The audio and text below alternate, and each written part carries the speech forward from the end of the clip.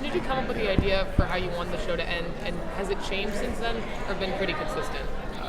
The original sort of gut feeling about it was like season 2, and I sort of like to come up with an idea for something like an ending and then like not commit to it because I want to allow for the possibility that a better idea will be pitched by someone. So I didn't really fully commit to it. We didn't as a group commit to it until we were actually discussing the outline of season 4, at which point it was like, okay, I think we were right. And then it sort of, it remained pretty close to what I imagined a couple years ago. So without giving it away, what type of ending are we going to get? Is it going to be a definitive ending, or is it going to be more of an open ending? I would say it on the spectrum of endings from The Sopranos to Breaking Bad, it tends more toward the Breaking Bad type, where you will have a pretty clear idea of what happened with almost every character, I would say. What are you going to miss most when working on this show? Oh, man. I get regular phone calls from Ted Danson. That's pretty cool. That's nice. The cast in general, I've known Kristen for a long time. I met everybody else through doing the show.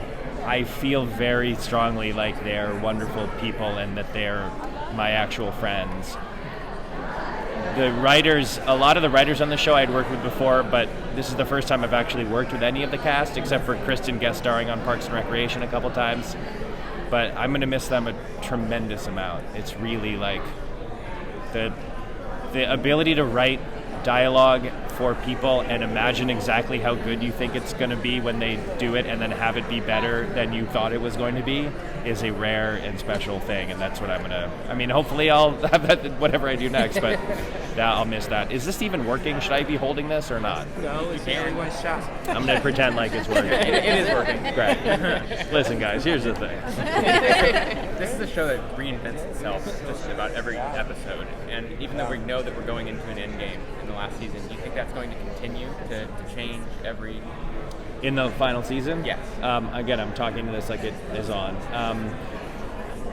Well, the seasons are usually broken into either 2 or 3 chunks, kind of. This one is more 2.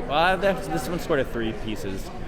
At least the first parts of the season, I would say, continue that trend. At a certain point in the season, things happen to a degree where it's like, okay, there's no more surprises. We're now in the sort of like final, just sort of here's how everybody ends up phase. And from that point on, there aren't like enormous, like, oh my God, twists and turns and stuff. It becomes more of a sort of coda. But for the first, decent, 2/3, 3/4 of the season, we tried to keep that. That was sort of part of the DNA of the show, was like some stuff has to happen that shakes things up all the time. So that's definitely present. I feel so stupid holding this microphone. So how excited were you to find out that you were nominated for Best Comedy at the Emmys? I was very happy. I was very happy for Ted.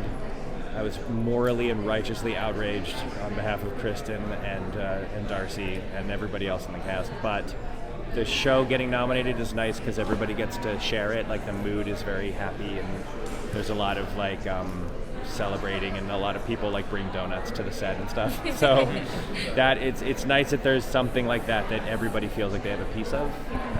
So that was great.